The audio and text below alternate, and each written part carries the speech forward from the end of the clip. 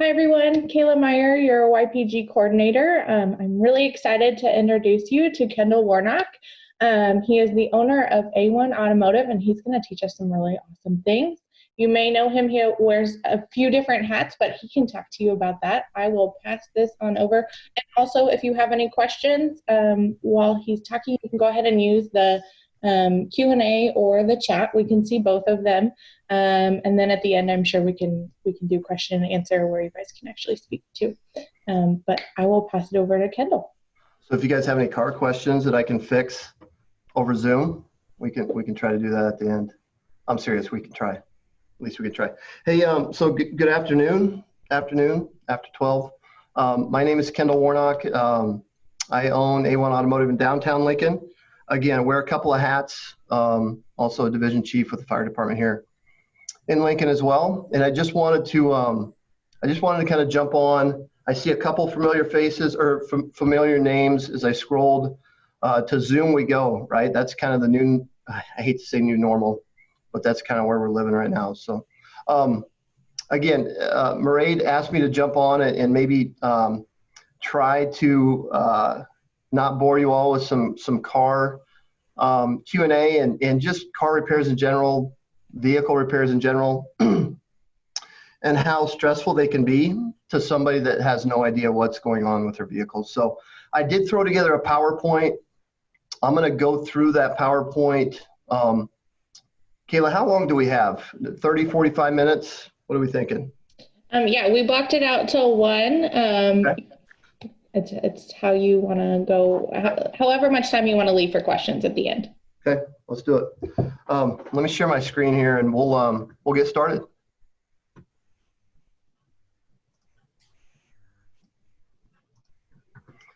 Okay, everybody see that? Kayla? Yep. Okay. Yep. Hold on, there we go. So again, when Mairead asked me to, come up with a name for just this simple PowerPoint we're talking about today, who doesn't hate car repairs, right? I just think that they're stressful, they're painful, financially you have no idea what's coming at you. And when I started this business 14 years ago on West O Street. 2540 West O Street. I started it with a desk, and it's a common small business theme, but I started with a desk and a toolbox. I moved down to Lincoln from literally a village of Rosalie, which is 90 people on the Omaha Indian Reservation, kind of up by Winnebago, Wald Hill. And that's the shop that I grew up in with my father. And Rosalie, like there's no stoplights, like zero. So gravel roads, gravel Main Street. And so when I moved to Lincoln and I started at the University of Nebraska, I finished at Doane. And before I came down here, I got my automotive technology degree in Norfolk at Northeast Community College. So jumped down to Lincoln, tried to figure out what else I wanted to do with my life.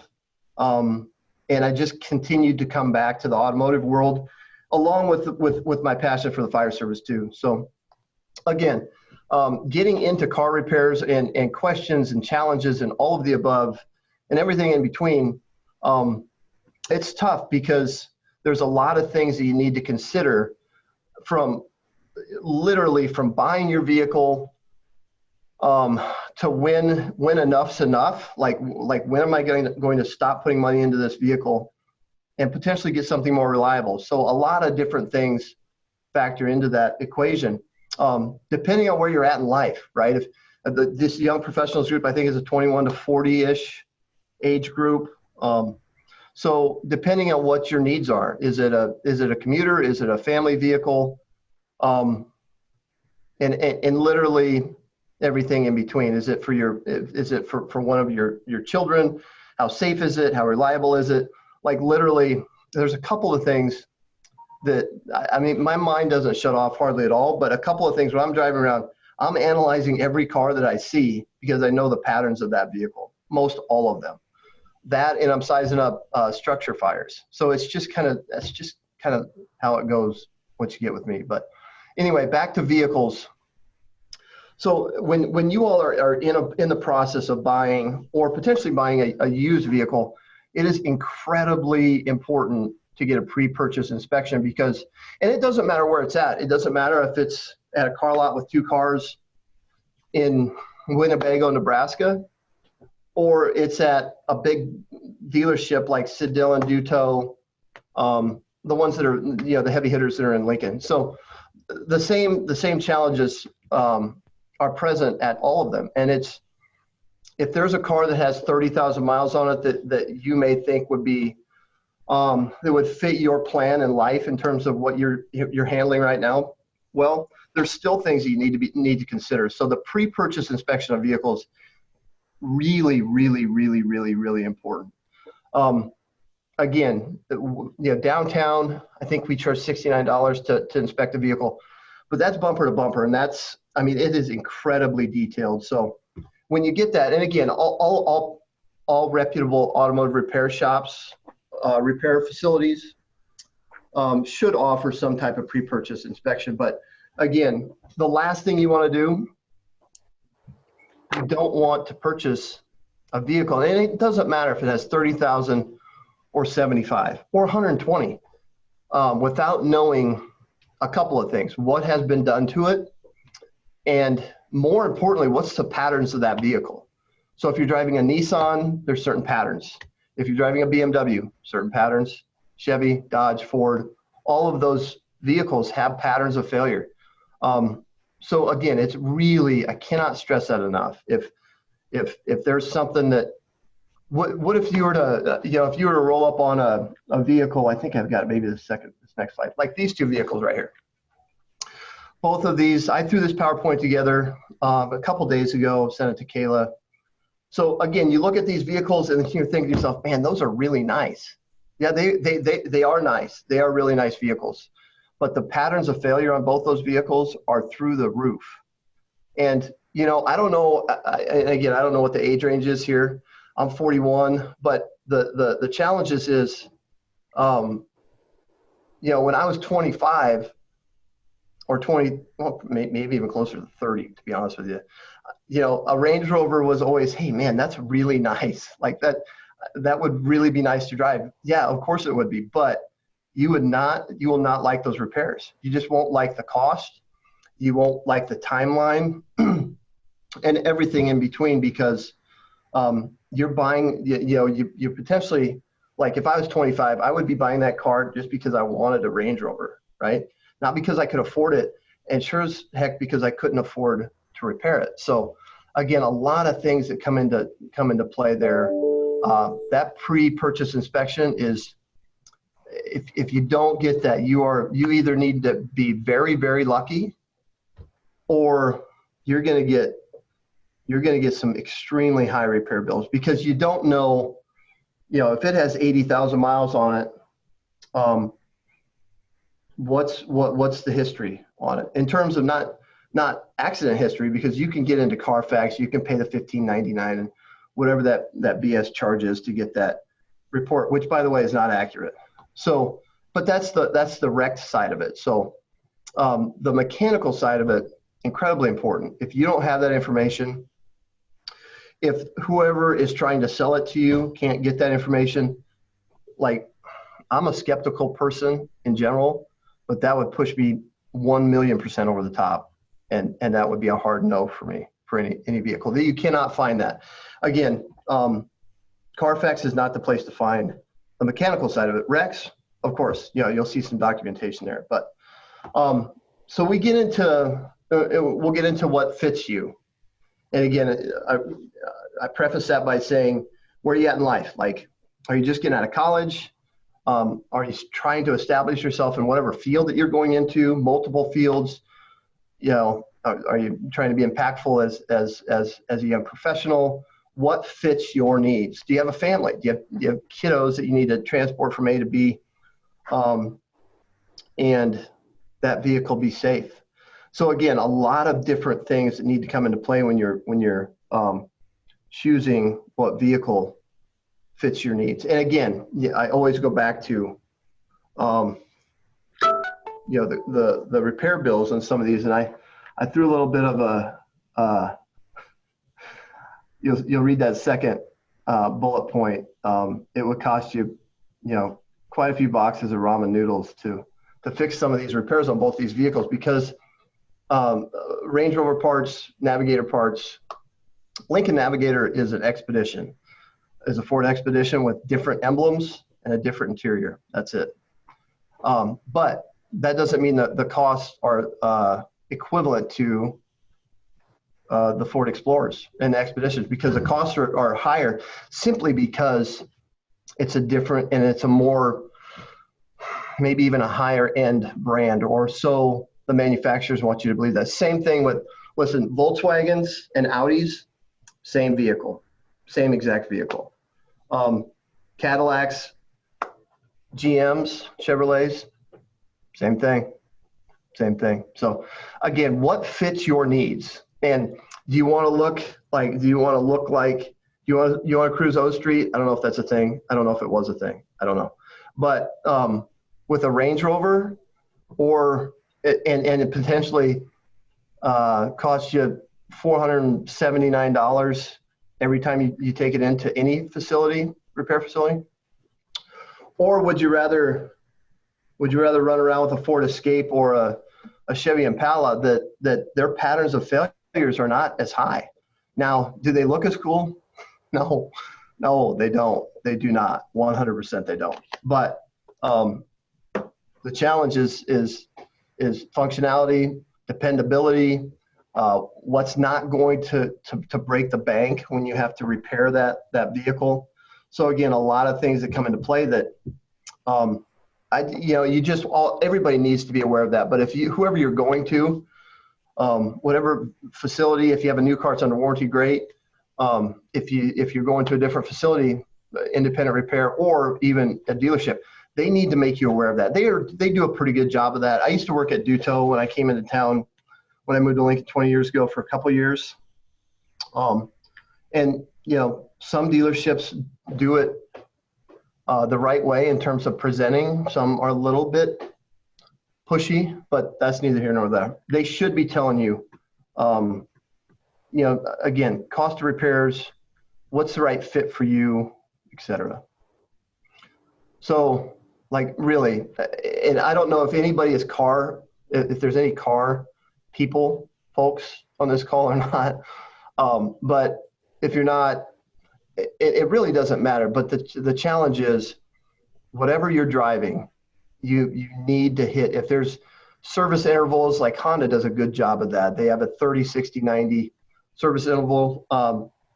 Whatever the pattern of your vehicle is, if it's a good vehicle, you need to be aware of that pattern. And going over an oil change interval by 1,000, 2,000 miles isn't that big of a deal now, because of the quality of the oil that's being put in these vehicles now. So again, not a huge deal in terms of going over an oil change interval.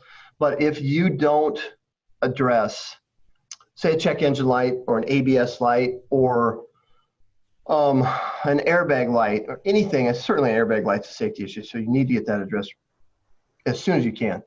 But if a check engine light turns into what you're looking at now, which is exactly what happened to this vehicle. I think that was a 2012 Acadia check engine light. If you can see my pointer, I know exactly what happened in this engine, because there's a camshaft solenoid here that went out. I don't know if you can see that or not, but the challenge was that they didn't address it. I felt horrible for them.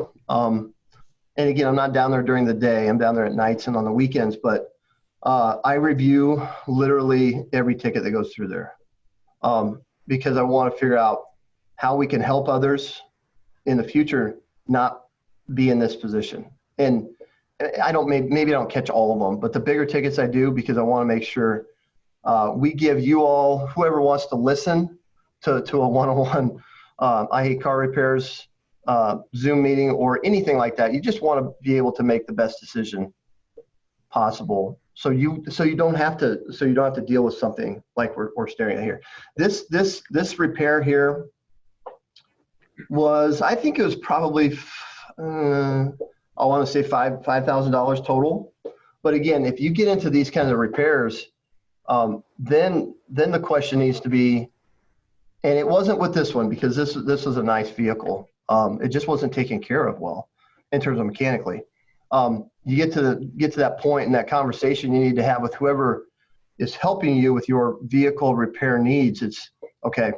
Do you want to put $5,000 in to a $7,000 car? The answer is that's a hard no.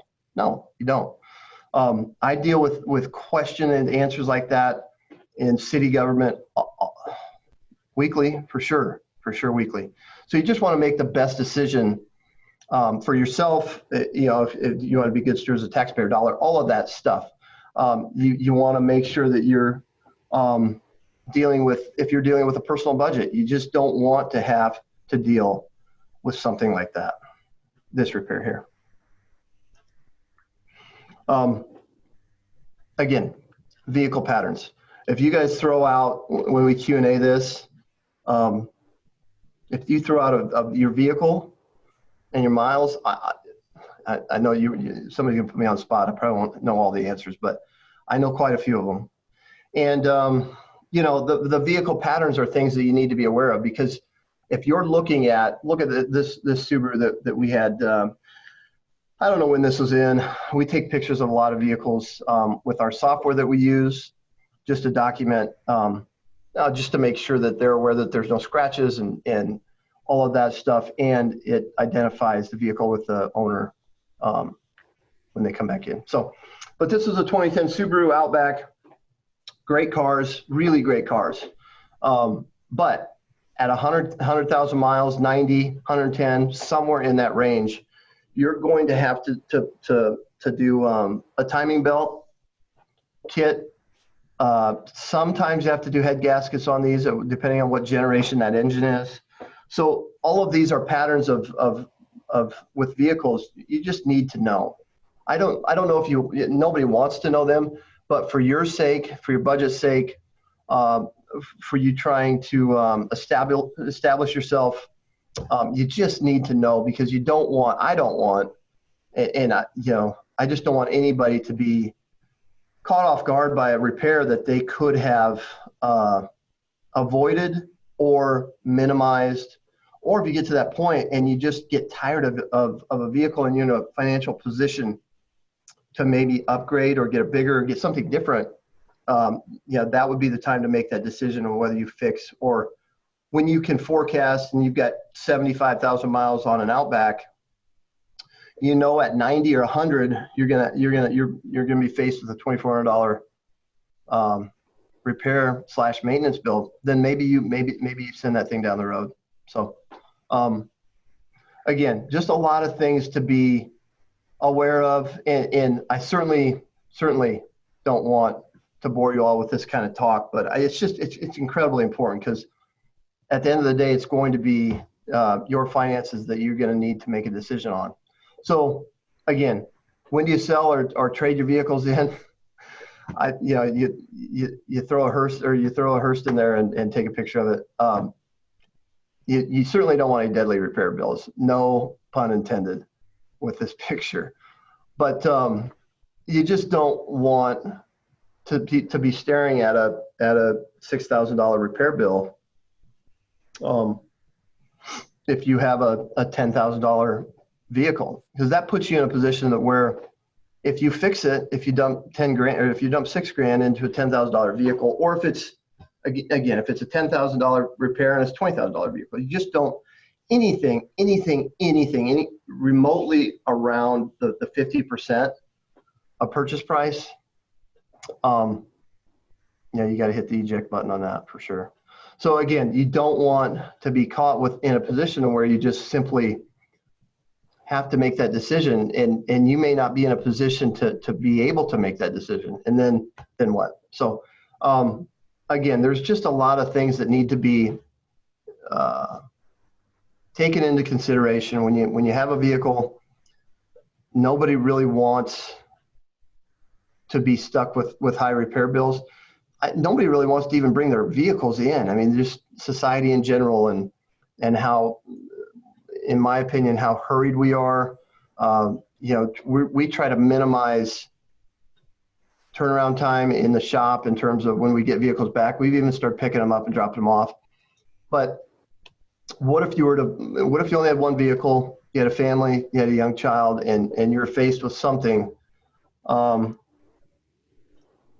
like that repair? And it can be avoided, I guess what I'm trying to say. Now, certain vehicles, if you rattle off your vehicle and I tell you to go trade it in this afternoon, don't be offended. Or tomorrow or this weekend, don't be offended. But I just want, again, whoever's on and whoever's listening, I think a couple of you know that I would be willing to help any of you make decisions, whether it be a repair or whether it needs to be repaired right away, whether it can wait, whether it's a safety issue, whether it's not, whether you need to start looking at potentially getting rid of it because the pattern of failure in the future might be more than you want to tackle. Excuse me. So again, we try really hard downtown to compete, right? I mean, in this part of my life, the shop, we want to be the best. I mean, we have really great people down there. They work really hard. It's hard to compete, like incredibly hard to compete with the dealerships for these types of awards. Now, I know what this means. I think a lot of you know what these mean.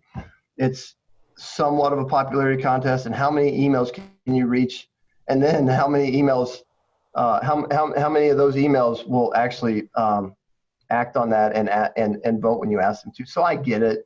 But again, we're pretty proud of that because we're competing. I mean, we literally compete with Honda of Lincoln, with the T.O. Haas, with the Cross Dillon. No, not Cross Dillon. Which other one was it? Graham Tires of the world. And again, they all have great techs there. But I feel like we're not very far behind them. And I think they know we're coming for them too. So, again, I just threw in a couple of pictures of our place and just some of the things that we're proud of. The team is really proud of them. I have 4 full-time and 1 part-time downtown on L Street. The challenge for L Street and for me, for them, is space. I mean, we are literally landlocked down there. So I've got a couple of things in the works in terms of growth, some strategic plan that I've got put together. It's just a matter of which way we want to go. So a couple more shots of the shop. I had a friend of mine, Joel Sartori, took some pictures for Strictly Business, I think that was middle of last year, maybe-ish. But again, we want to try to present ourselves downtown as professional as we can. Obviously, you'll see that floor that we did. The walls inside the shop are white for a reason. That's just because we want to show our professionalism and cleanliness. And I've worked in I've worked in quite a few shops. I don't think any of them, in terms of the independent world, is as clean as ours. So that being said, I'm going to get out of sharing my screen here.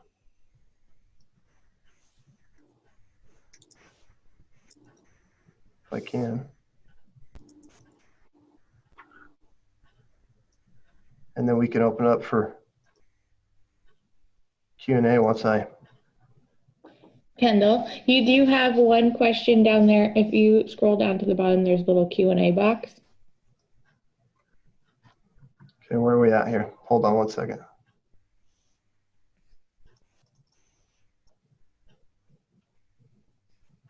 I haven't used the Q&A on here, so I apologize, but we'll get it to work here in a minute.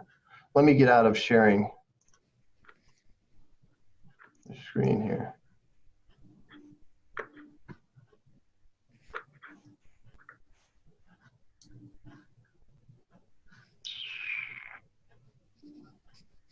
Stand by.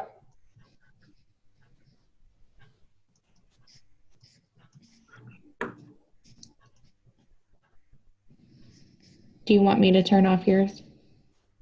Yeah, can you? I think so. Does that There you work? go. Yep. Okay, can everybody see me now? I think so. Okay. Okay, where's, okay, there's the chat. Thank you for doing that. Yeah, you bet. Q&A time. Well, that's a good, I don't know who asked that question. The question was, when you say 50% of the vehicle's cost, are you referring to the cost of one-time repair or repairs over time? Again, that's a little bit of a loaded question. I'll try to Q&A that too if I don't know who asked that question. But the challenge is you just don't want to put, say for instance, you have a $5,000 vehicle. You don't want to put $3,000 into that vehicle. So depending on what that cost, what that repair is, you know, you could potentially, it could potentially get to that 50% mark.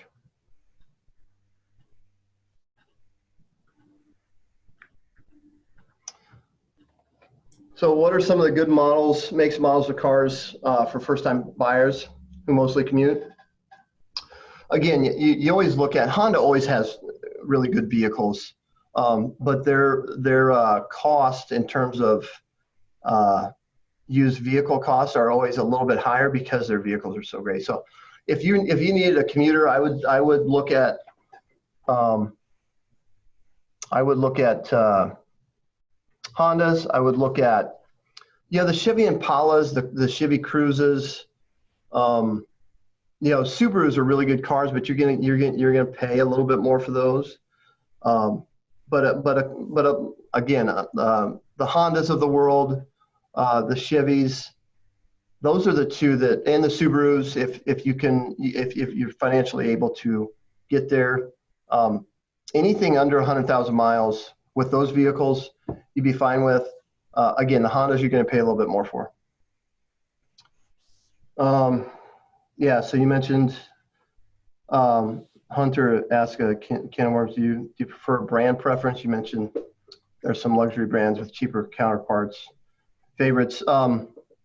You know, I'm an Audi person because when I bought the first Audi before I bought a pickup a year and a half ago. I've always had Audi A4s to drive because the first one I bought was, I think it was 10 years ago. I bought it in Kansas City with the engine out of it, and that's what made me fall in love with them because they're such good vehicles. Volkswagen and Audi, literally the same vehicle, same engine. So those, I mean, if you're looking to potentially get into a vehicle that is a higher end vehicle, those are fairly inexpensive. There's a couple of hiccups with those A4s that you have to be concerned about, but nothing. I would lean towards an Audi. And let me answer that again with Hunter, or let me go into a little bit more detail with Hunter's questions. So the Range Rovers, the Land Rovers, those are really, they're high-end vehicles, and you can buy them at a decent cost, but they've got 150,000 miles on them. So you're staring at, you know, a vehicle with 150,000 miles on it that,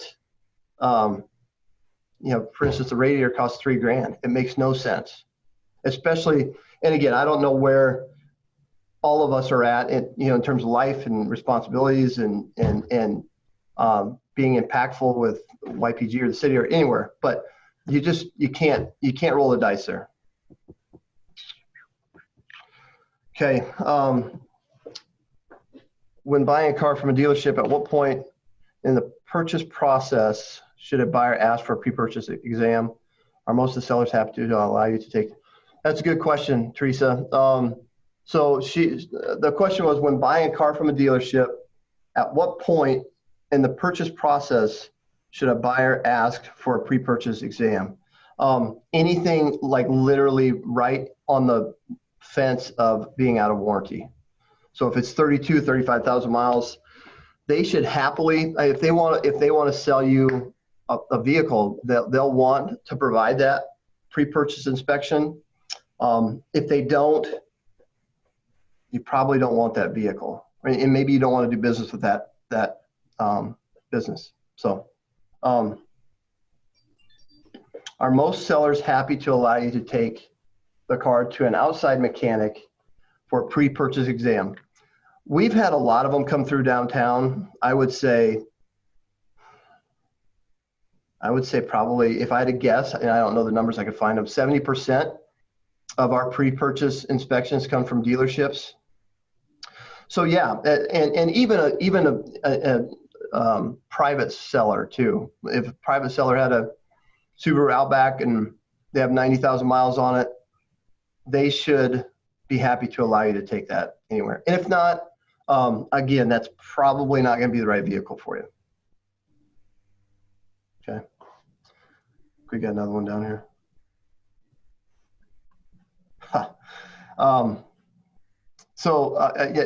It's just, and I chuckle a little bit because of the question.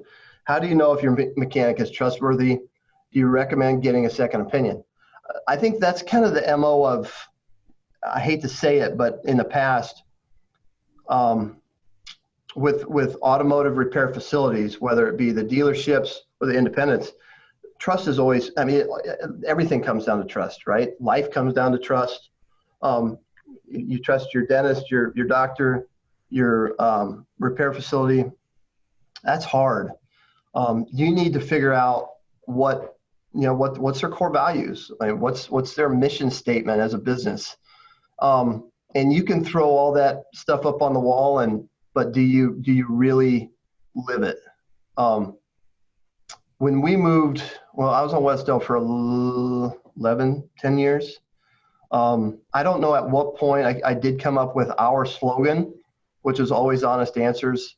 But that come from growing up in a village of 90 people, and the trust and building relationships with people in that regard. So that's a great question.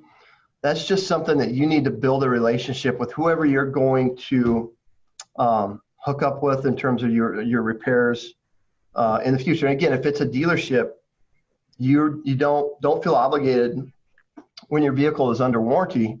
Don't feel obligated to continue to go there when the warranty is up. So when it's under warranty, when a vehicle's under warranty and it's outside of warranty, the dealerships will act a little bit differently. And a perfect example of last night was I had a friend of mine call me, said, "Hey, I've got a 2017 Nissan Altima. I have some noise in the front end of that Altima. It's a suspension noise." They called me and said, "What's under warranty?" It was borderline warranty. They called me and said, "It's under warranty. We're going to do the one strut." And he called me and told me what it was. I said, "Sounds good. It's under warranty. Doesn't matter." This morning, the same dealership called him and said, "You know what? We did just figure out that you're 2 months out of warranty, and we would recommend that you do both struts this morning." So a perfect example of where's the trust factor there. I can tell you, it's a good friend of mine. He'll never go back there, not after this morning. So, and I'm not saying that because he's bringing it downtown. I'm saying that because that's a situation that probably happens, oh my gosh, hundreds of times a day, even in Lincoln. So building a relationship, just like anything else in life, is incredibly important when you're dealing with somebody that needs to be honest with you. And sometimes, maybe maybe their ethics just won't allow them to. The other piece of that question was, do you recommend getting a second opinion? If you don't feel good about it, hell yes, you get a second opinion. Call a place that's close to home, that's close to your apartment, your house, wherever that is. You can certainly reach out to me, and I could tell you without looking at your vehicle if that sounds somewhat fishy to me. So the question that question is, do you recommend getting a second opinion? If you don't feel good about it, yeah, I would definitely get a second opinion. What else we got? I think we got another one here. Oh, yeah. So do you give a YPG discount at your shop? As of 12/40 today, we do. So we do give discounts to Olson's. I think has a discount. A couple of other businesses downtown, some fleet work. So yeah, I'd be happy to throw out a discount. I think we do a 10 or 15% discount on parts for Olson's. That would not be a problem to pass that discount along to you too. And I'm not under any circumstances soliciting work. I just want you all to be aware of the challenges with repairs. You just need to link up with somebody that is going to be honest with you, and yeah, that's hard to find these days. So.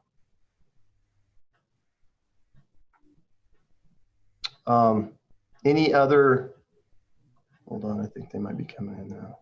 Okay. So Teslas,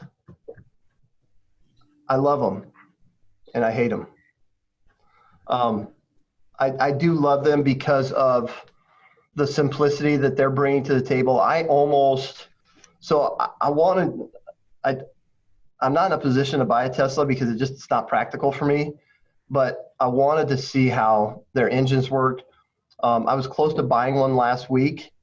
I will probably buy one just so I can dissect it a little bit and maybe even put it in something other than a Tesla to retrofit it, just because I need something else to do with my life. But again, Teslas are great vehicles. The challenge with Teslas are they just don't, there's no repair facilities in Nebraska.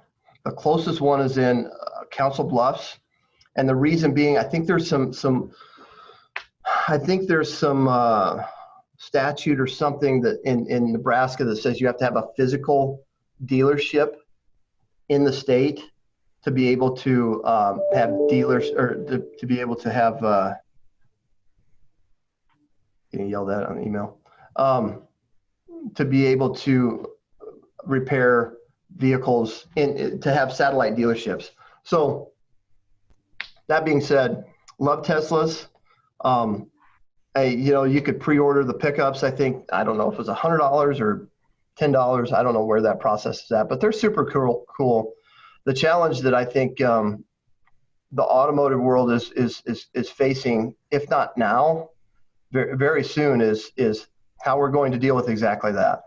How, in the world of hybrids, electric vehicles, it's going to minimize. Now, there's always going to be vehicles that need repair, but we're just getting better and better at building vehicles, and globally, not just in Nebraska. So anyway, so yeah, Teslas are great. They're really great. So do you repair rust issues? No, we just don't. Our facility downtown is so, we have to be so strategic with our time, or with our space, I should say, not time, but we just don't have the space to do it. I've looked at a couple other facilities with a couple other business ideas. We could do it. We have the personnel to do it, I should say, but we just don't have the space because, a couple of you know how cramped we are back there, and the space, the location is great. I'll never, hopefully, Lord willing, never give that building up. But we are tight. We're on top of each other down there a little bit in terms of the techs, and that kind of restricts us from doing rust repairs. Thoughts on Jeep Grand Cherokees? I chuckle a little bit because this gentleman's got a 2017. Great vehicles. I used to have a couple of those too. I chuckle a little bit because this morning when I was at that facility before I came to the fire station, we have one down there that has some bearing noise. So with Jeep Grand Cherokees, the challenge with those always has been bearing noise in the front and rear differentials. Nothing that you need to, Dylan, that you need to be concerned about, but just be aware if your 2017 Grand Cherokee has 40,000 miles on it or 52, just make sure that whoever you're taking that to make sure that they flush the front differential and the rear differential. It's typically about $90 per, so $180 for both. If you do that, say for instance, your 2017 has 30,000 miles on it. If you do that at 30, you do it, and again, you can throw the owner's manual out the window on these. If you do it at 30, you do it again at 50, you do it at 70, that $200 is going to save you $2,000. Because what I looked at this morning, it was an older Jeep, but they all have patterns. And again, like I spoke about a little bit ago, they all have patterns. If you stay on top of that pattern with that, and I love Grand Cherokees. If you stay on top of that pattern, you're going to eliminate having that big repair. And again, it might come at 60,000, it might come at 117,000, but it's coming. What's the difference between 4-wheel drive and all-wheel drive? Do you need that in Nebraska? So all-wheel drive is only when it's needed, right? The front tires, the front differential will lock in when that vehicle senses that the rears are spinning. That's a good question. We typically, depending on how bad of winters we have, we truly need 4-wheel drive 10, 12 times a year. I went back and forth on that. I've had all-wheel drives. Those Audis all-wheel drives are great in snow. I've also had some vehicles that were not great in snow, but again, it's how hard a winter are we going to have? I don't know. That's a good question. That's a personal question. Do you need a 4-wheel drive in Nebraska or an all-wheel drive in Nebraska? Kind of combining two questions there, but that would be a personal preference.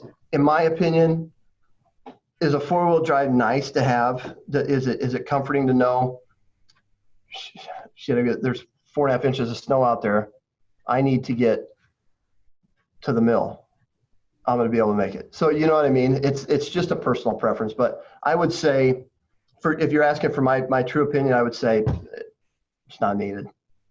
If you can avoid driving those 6 to 10 times that we really get enough snow,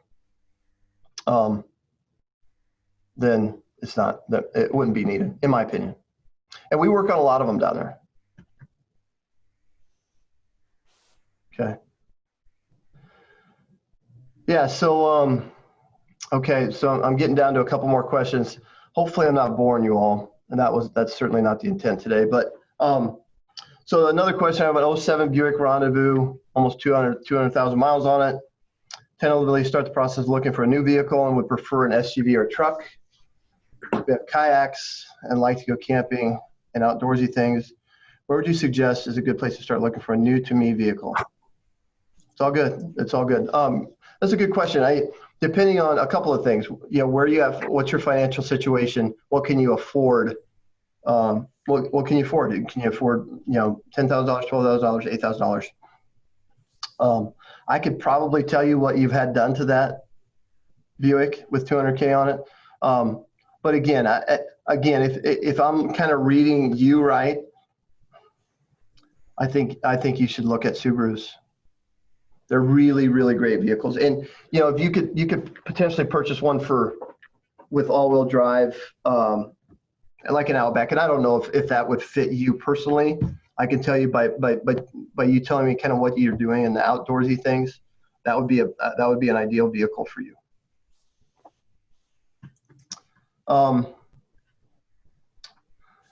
Okay, now just a comment. A dealership I've taken my car to for years has really been screwing me lately. You go in for an oil change, and this is a perfect example. You go in for an oil change, and they suggest, $600 to $800 worth of repairs. That's the challenge. That's the challenge, because here's the difference between dealerships and independent shops. It's the dealerships are all commission based. So if the tech is out there looking at Kayla's vehicle, and that tech is say it's Wednesday, and the pay period closes Friday, and that tech being on commission is, he's not getting paid for the 8 hours that he's there. He or she is getting paid for the hours that they produce. So if they only have 12 hours that day, if they have, say they have 18 hours today, and they obviously in a 40-hour work week, you would like to hit efficiency wise is 40 hours is 100% efficient.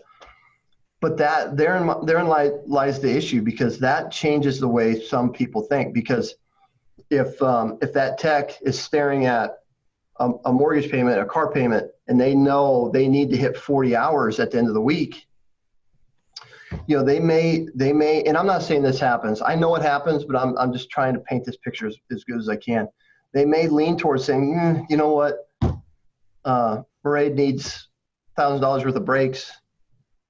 She needs them today, even though she doesn't need them today. You know what I mean? She could potentially wait until the first snow, November 1st, to potentially get her brakes done. But that being said, really a lot of challenges out there. You just want, I want for whoever's listening, and again, you just want to be able to do the right thing in life and in business, building relationships, being young leaders like you all are. The challenge is you just have to find a person that you trust, or a place that you trust.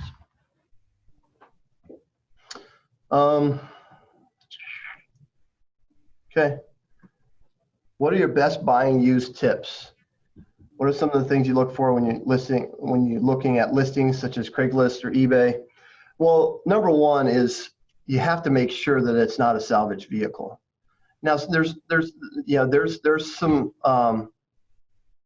salvage vehicles have come a long ways in terms of them getting better, because the state has their ability to issue a salvage title has become a little bit harder, which means they have to get those vehicles close to spec or close to previous salvage. So is it salvaged or is it not? If it's salvaged, it typically knocks off, you can typically, if it's an NADA or if you're looking at the value, if it's a $10,000 vehicle and it's salvaged, it's literally worth $5,000. So that's the first red flag for me. If you're looking at a vehicle online, is it salvaged? If it's not, you continue the process of potentially looking at it and purchasing it. If it's salvaged for sure, and you really are interested in that vehicle, and again, there's some places in town. One, for instance, Murphy Motors, that's out on West Cornhusker. Ben does a good job of, I think that's pretty much all he has is salvage vehicles, but he gets them back to, pre-salvage conditions. So he does a good job with that. That's the first one. The second one is, if it's a private seller, where's their history records? Where have they taken it?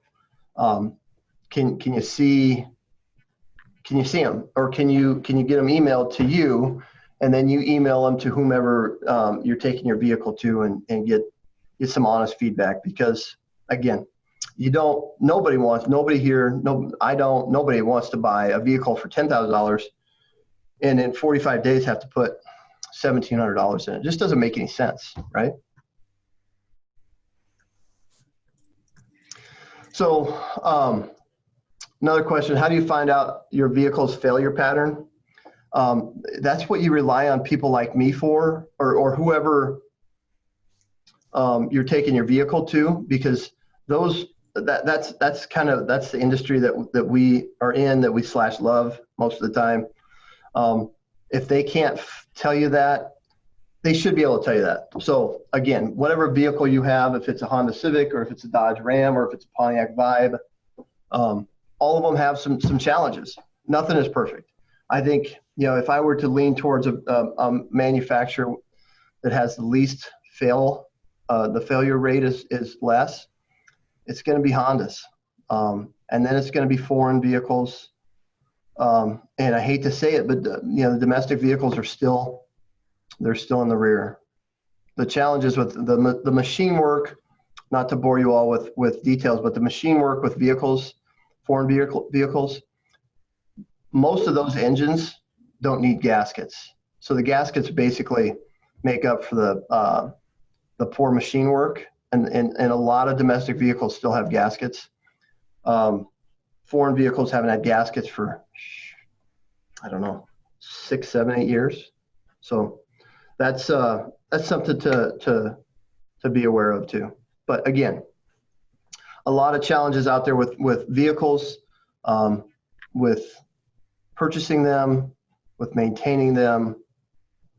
Just make sure, I guess, if we're wrapping this up and anybody has any questions, they can ask me too with an open mic, but just make sure that you're aware of potential failure patterns, and you just get good sound advice.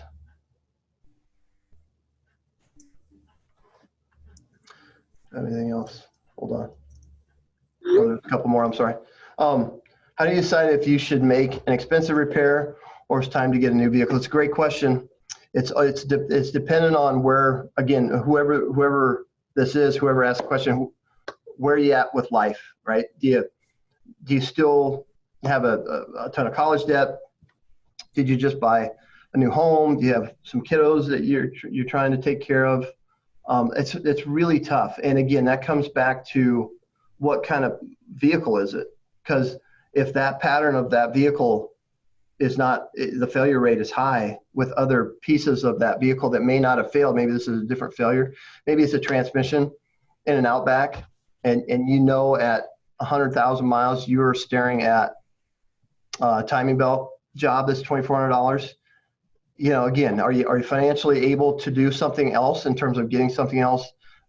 And a little bit of it is luck too. You got to have a little bit of luck, but maintaining your vehicle, when a check engine light comes on, when an airbag light comes on, when an anti-lock brake light comes on, all of that stuff, you just need to be aware of it. And if you don't want, if you're not a car person, which is fine, that's what people like me are for. And you can certainly and should be able to reach out to whoever you take your vehicle to and say, hey, what's your honest feedback? Do I fix this? And they better, whoever that is better think a little bit before they answer that question, because I wouldn't want to say, you know what, the guys need some work. I'm going to tell you to fix it because the guys are slow. And then 2 months later, your transmission goes out. I mean, first of all, we would never do that. Second of all, I hope nobody else does that either, because that's not the right decision and it's not the right guidance. So, any tips on selling a car? You know, I revert back to maintaining it. If it's maintained properly and you're confident in that vehicle in terms of maybe you just got tired of it, right? And you want to buy something different. You just want something different. You want an SUV, you want a pickup. That would be something that's enticing. So if you can provide, if you're going to sell something, and if you're selling it privately, or if you're selling it or trading it in, that's two different scopes though. Because if you're selling it privately, you're going to be able to, you have to deal with some bullshit to sell it, but you could potentially, there's probably $1,500 to $2,000 more in a private sale than there is to trade it into the dealership. But again, if you can provide whatever documents, whatever maintenance records from whoever the shop that you're taking it to, historically, they have all that data. They can print out 17 invoices, and you have that ready to show. I think that's a game changer.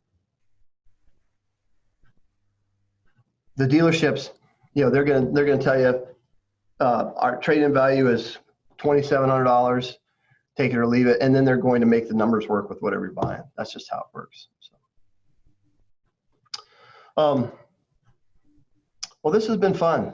I enjoy, again, a couple of passions of mine is certainly the fire service, and then small business, anything that I can look underneath the hood in terms of a vehicle, and whoever I can help. So if I can help any of you, Kayla has, and Mairead has my email. I'd certainly be willing to do that.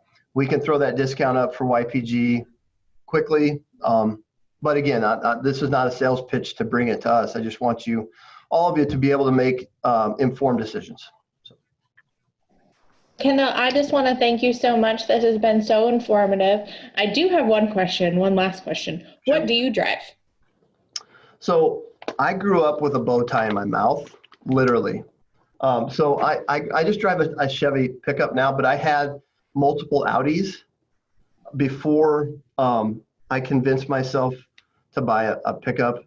And basically because we need to haul some stuff for the shop and I need to get supplies down there, things like that. And the trunk of that Audi was not conducive for that. So I drive a Chevy. Awesome.